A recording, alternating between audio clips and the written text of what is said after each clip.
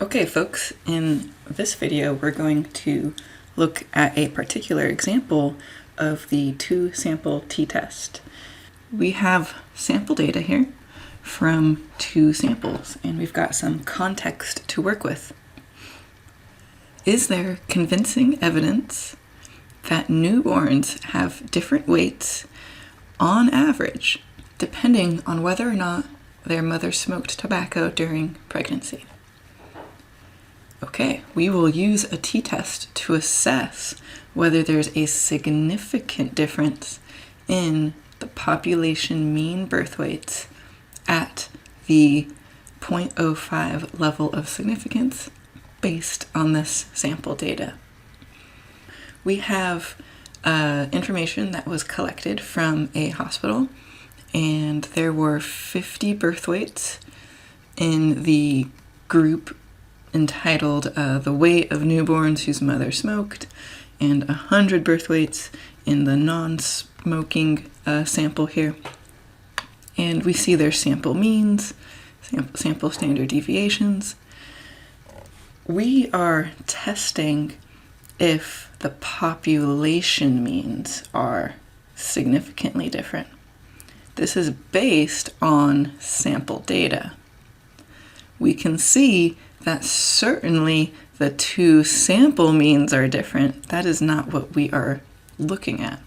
We are going to assess the strength of these sample data to see if there is a significant difference or overwhelming difference that we can then characterize that difference as being extrapolated to their respective population means. So right now we are going to do this first step of establishing or writing out the hypothesis for this scenario.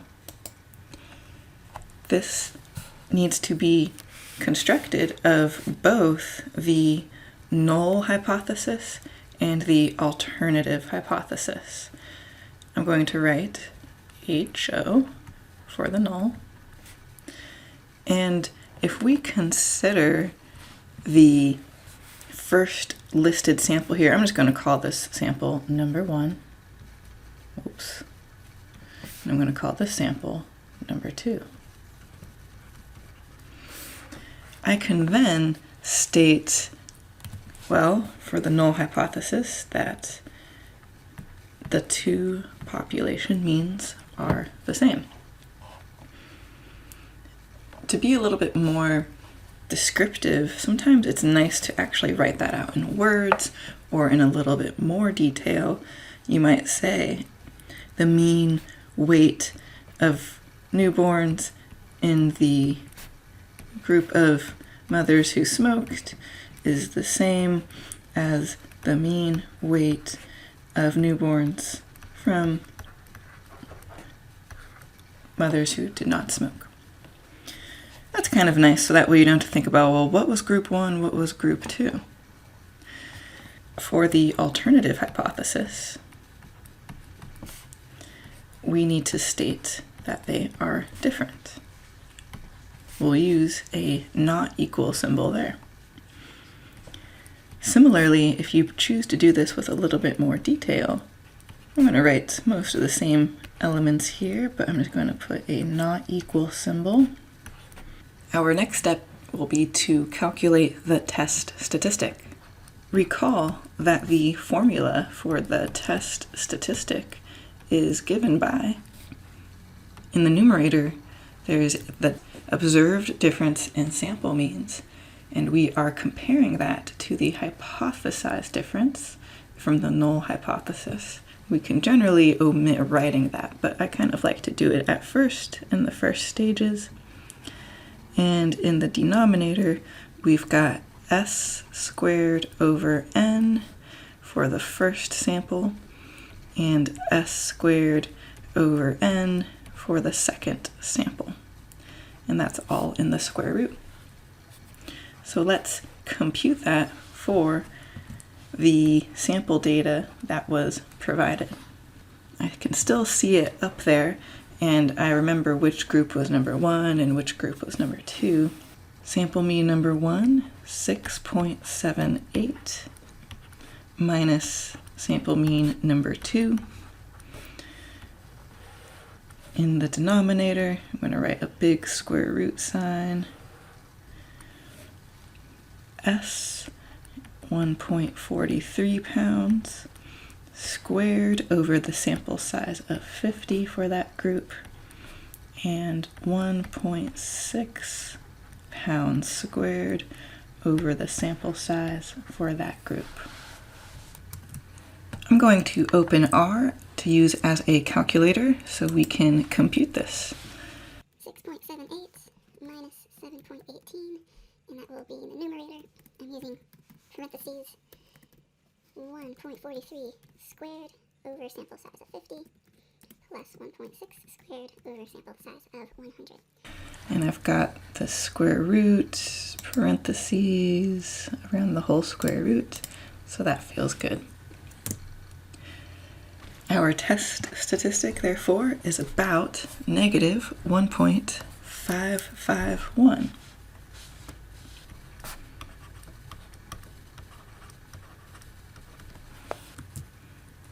Now that we've computed the test statistic, our next step is to determine the p-value associated with it. I'm going to draw a picture here to help demonstrate and illustrate how this p-value is being determined. So this is the t distribution. Oh, we need to figure out the degrees of freedom here. Remember, we said that we're going to just use the smaller of the two sample sizes, right? So this is going to be n minus 1, but we're going to use the smaller n. So if we scroll back up, actually I can see it right here.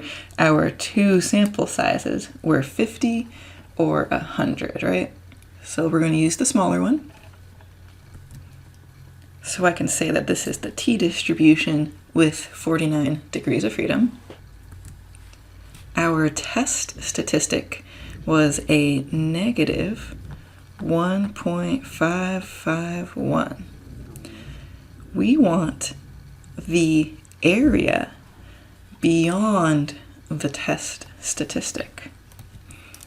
So this is going to be the area further in the tail.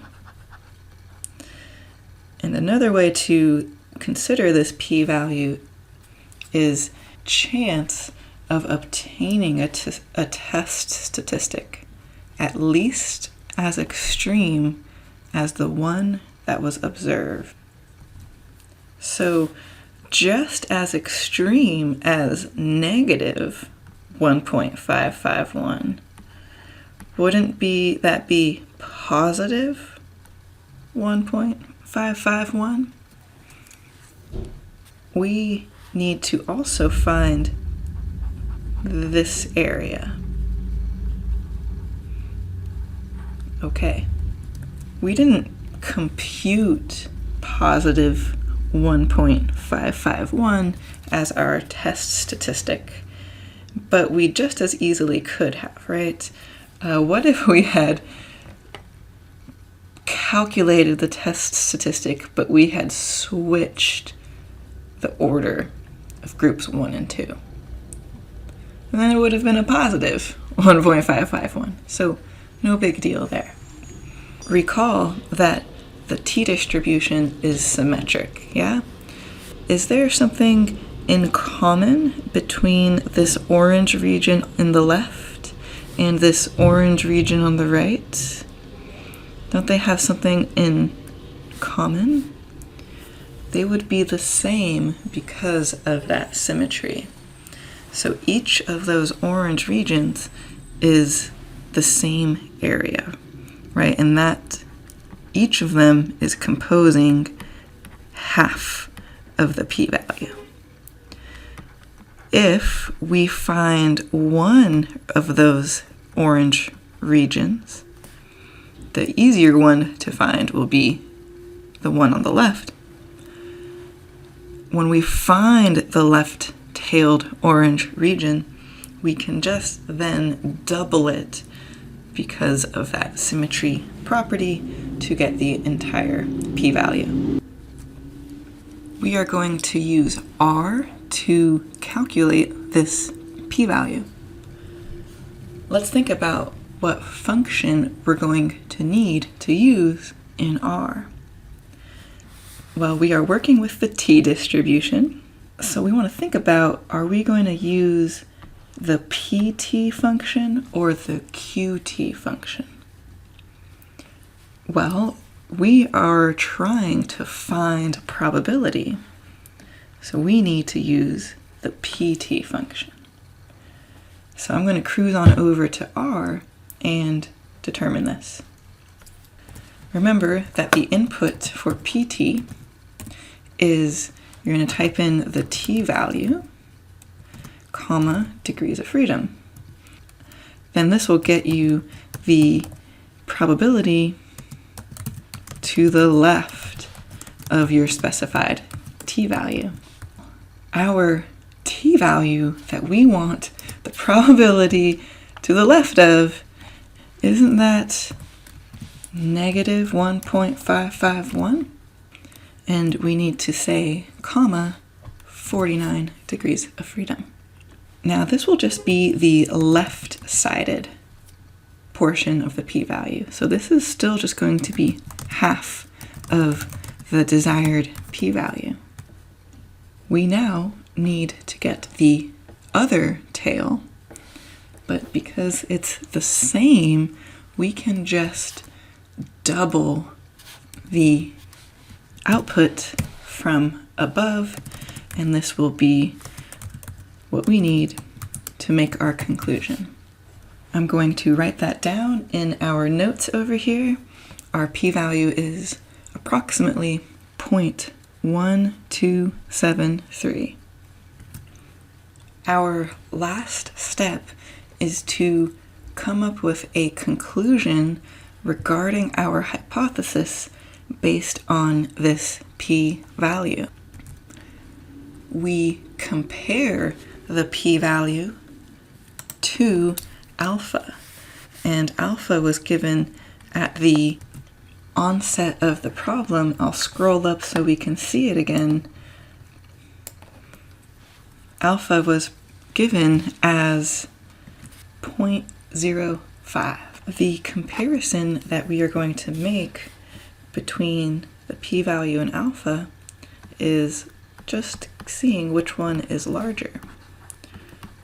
Certainly, our p-value, which is 0.127, is larger than alpha.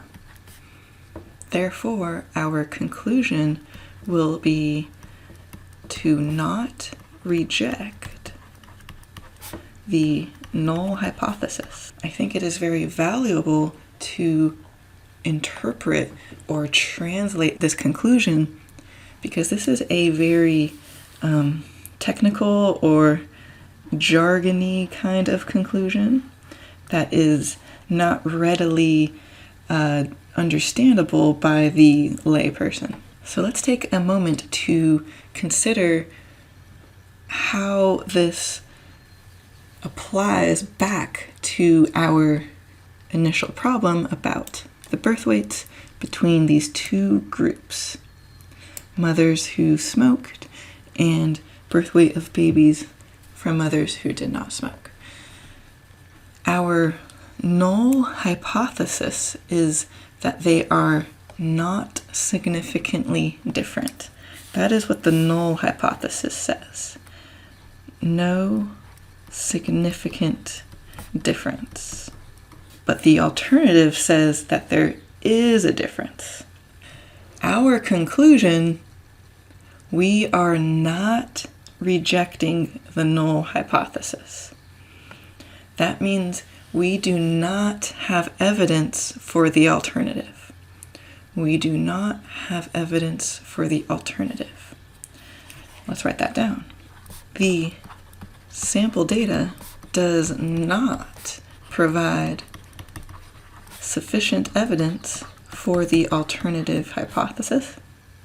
And instead of just writing the alternative hypothesis, I want this to be readable by most people, so I'm going to translate the alternative hypothesis as well, which states that the